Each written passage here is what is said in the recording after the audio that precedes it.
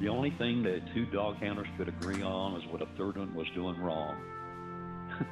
That's the only time you have two handlers agree on anything. Everybody had their own method. Everybody had their own way of doing things. You know, what might work for my dog wouldn't work for your dog. I'm originally from Roanoke, Virginia.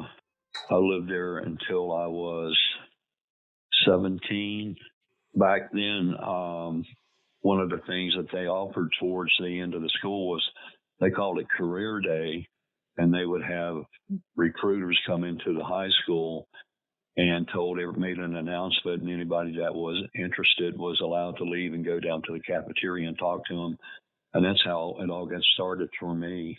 I was eight. I had just turned 18.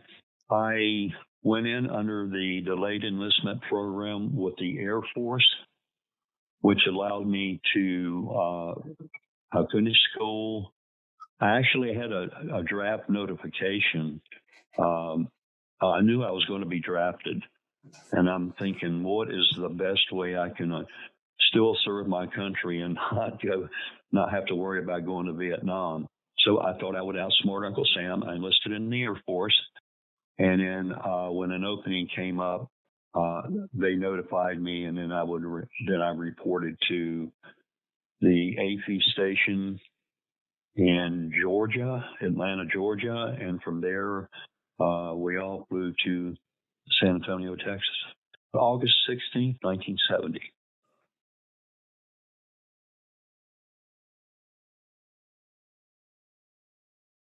I knew that I was going to be a cop because it was called Project Guarantee.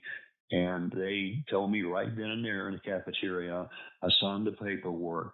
And they said, as soon as you're through with basic training, you're going to go into security forces training, which I did. And it was during that schooling that I had for security training that they gave a canine demonstration. And I like dogs. I love dogs. And I thought, well, I've already got a cool job.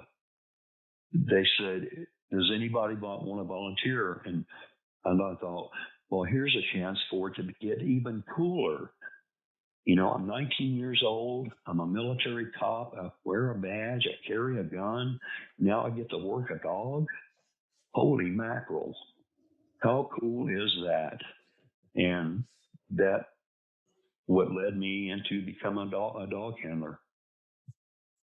What I liked most about being a dog handler is that it wasn't like every other security job where you're around a bunch of other people. Generally speaking, 9 times out of 10, it's you and your dog by yourself. You know, they don't talk back. They don't tell you to shut up. They don't ask you where you're going or what time you're coming back or who you're with. You know, there is nothing like it because in essence, that dog sees things, hears things, and smells things that 20 people around you wouldn't be able to do.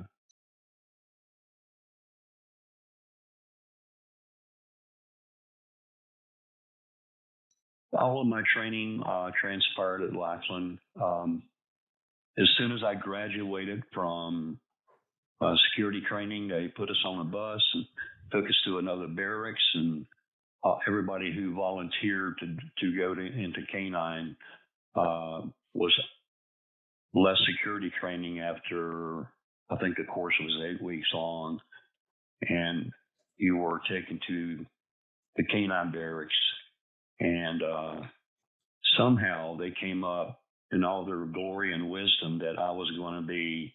I found this out on the very first morning that we had training that I was going to be the class leader, and I'm thinking, what exactly does that mean? And I got my first big taste of what it means to be a leadership of your equals. And it actually went pretty damn good. Uh, it was very humbling, I'll put it that way. We had a week of night problems where we worked under nighttime conditions. It was kind of like a rites of passage type thing. And you learn real quick how to trust your dog. I learned, you know, if nothing else, how great they see at nighttime. They see better at nighttime than they do during daylight hours. They see movement. They go by movement on top of their hearing and their the sense of smell.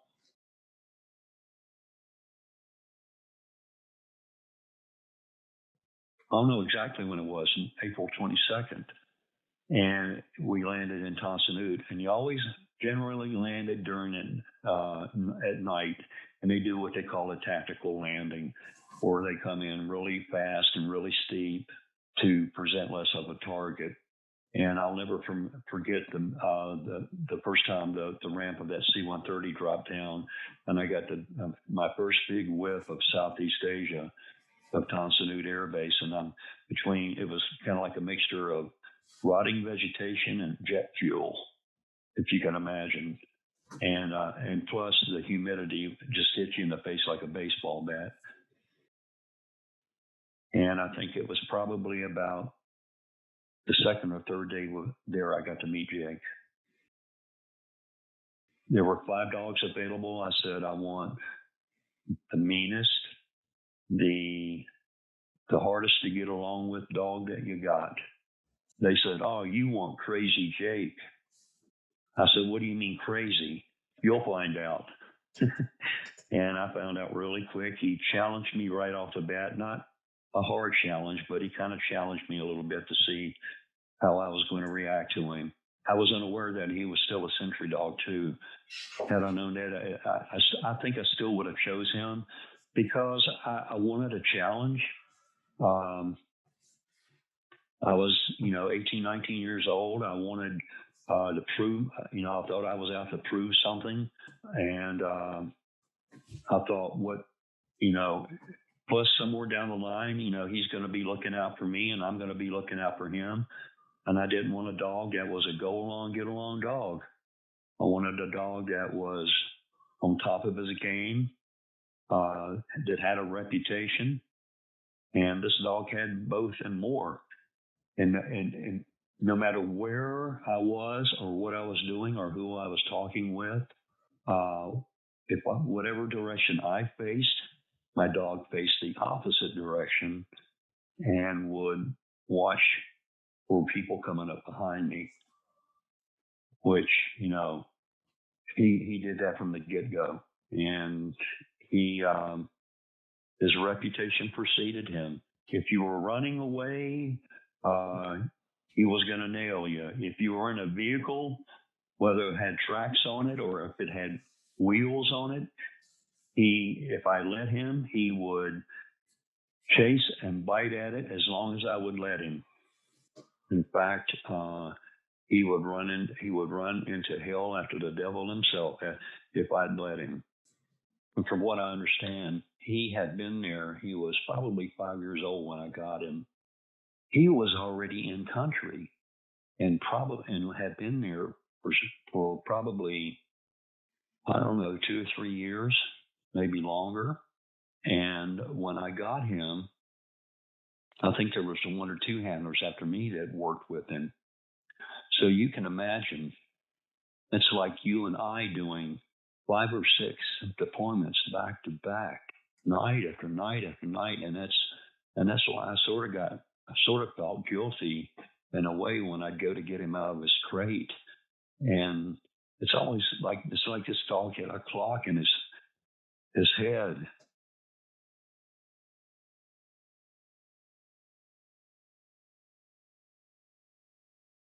So that, day in, day out, week in, week out, month in, month out, year in, year out.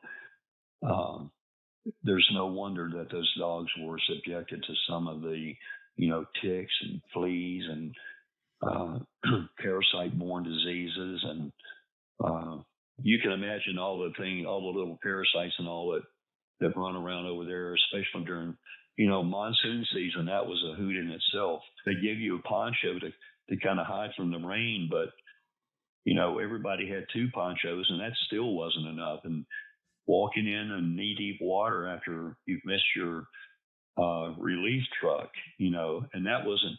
and that was kind of common because the weather sometimes affected the communication part of it. There was a period of time where we lost 5 dogs to disease. The first 2 weeks there, I was kind of, I was excited to get there, but at the same time, I was kind of like, Mark, do you really know what you're getting yourself into? You got yourself all lined up with a cool job, and you know you're going to be a dog handler. Now, once you get your dog, what are you going to do? And all I could think about for about the first 2 weeks or so was presenting myself and my dog as a silhouette for somebody to shoot us at night. The fear of being sniped, so to speak. I was always worried about, am I seeing everything? Am I hearing everything? But after about 2 weeks, I got in and I'm really trusting my dog, and he's trusting me, and he's leaning up against me, and I'm talking to him, and he's listening to me when nobody else will. And being underneath those two ponchos together, you learn how to get real close together. And I just, there were times when, especially in the beginning, that you reach that point where everything is going to be okay. And on a night where it was kind of calm and the weather was halfway decent, I would sit on. It was a can to carry the equipment in, but I would sit on that can at night, and I'd think about, if you'll take care of me, I'll take care of you. And as time went on, he would just look at me like he knew exactly what I was talking about. And it wasn't long after that bond formed between he and I that if I stopped for any length of time, whether I was just stopped or talking to somebody else, he would lean up against my left leg when he wasn't watching my back. And it was almost like he felt so comfortable with me, and I felt so close to him that when I go to walk away, he'd almost fall because he felt so relaxed around me. And when he was like that, I knew everything was okay. But it was when we were out walking around and he goes into that alert mode that I knew that I better be on my toes.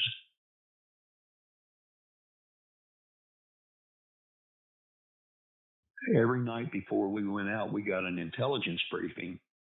They were letting us know how close these bad guys were, or these bad guys over here were. And keep in mind, we were so close to the Ho Chi Minh Trail that when the B-52s bombed it, we could feel the repercussions. And this happened throughout the night. The dogs would key into things, and you knew something was amiss when they stop everything that they're doing and they become rigid. And one of the nice things about a German Shepherd is if you want to know what direction they're looking in and what direction the noise is coming from or the smell is coming from, you just get right behind them, sort of hunch over, and you look between their ears, and it's almost like the sight on a gun. And there was one time that I can think of, it could have gone south real easy. It could have gone sideways. You got to remember, there are people who didn't want to be there. There were people who were there who would probably do or say anything to get out of being at that base. And on this particular night, he and I were patrolling the cantonment area. And by cantonment, I mean it's where everything is housed, personnel, support buildings, everything. all the flying squadrons, and I'm standing there talking to the gate guard, and Jake kept kind of like catches me off guard, and he goes into an alert mode, and I know I got to follow him. So I follow him, and it wasn't not more than a few seconds later, I saw this individual try to make way into what was called Task Force Alpha. That was the nerve center for the Ho Chi Minh Trail and the B-52 operations. As I got closer, I saw that he was completely naked. I can't turn my dog loose. I can't shoot him, but he's trying to breach a top secret facility. And so, I detained him long enough for two other security people to respond and take him into custody. Because if I had used my dog in that situation, I'd have probably been put in Leavenworth. But there was definitely something wrong with the guy.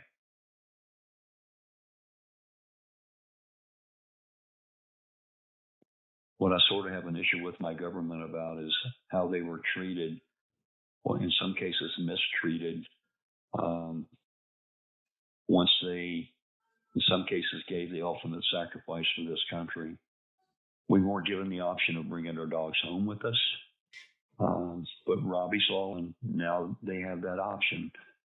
And generally, it's the handler.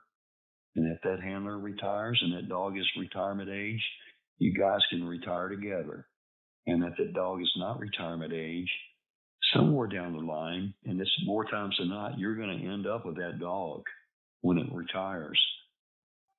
And there's nothing more gut wrenching than it's bad enough to watch a military funeral, but when you watch the funeral of a military dog or a police canine that's been killed in the line of duty, sometimes it's a dog, sometimes it's a handler, and sometimes it's a dog and the handler. There's nothing more powerful than that, because they make the ultimate sacrifice sometimes for that, and they need to be recognized.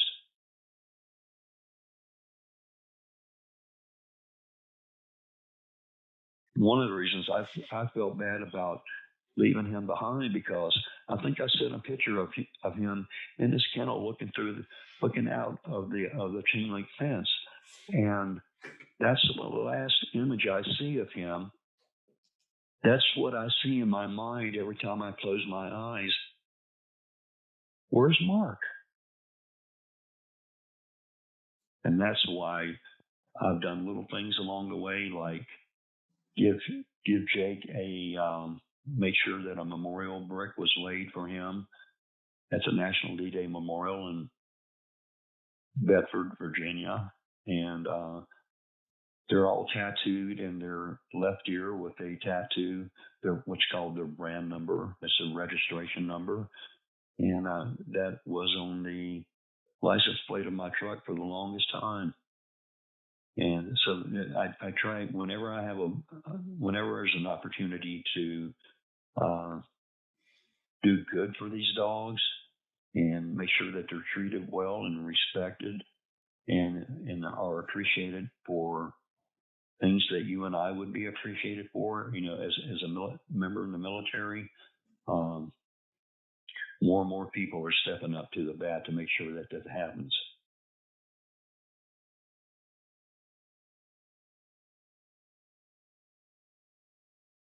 "48 years after being separated from Jake, I think there's not a day goes by that I don't think of him in one way or another.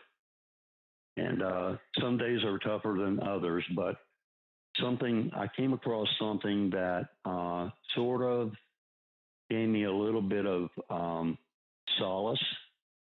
This is a poem by Tony Kane that I can imagine would be a letter from Jake to me. Dear Mark, I stood by your bed last night. I came to have a peep. I could see that you were crying.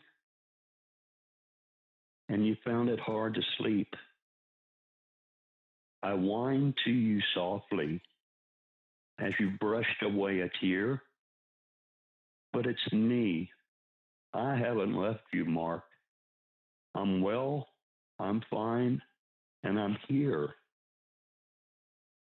I have so many things to show you. There is so much for you to see. But be patient. Live your journey out. Then come home to me, your loyal friend and partner in battle, Jake.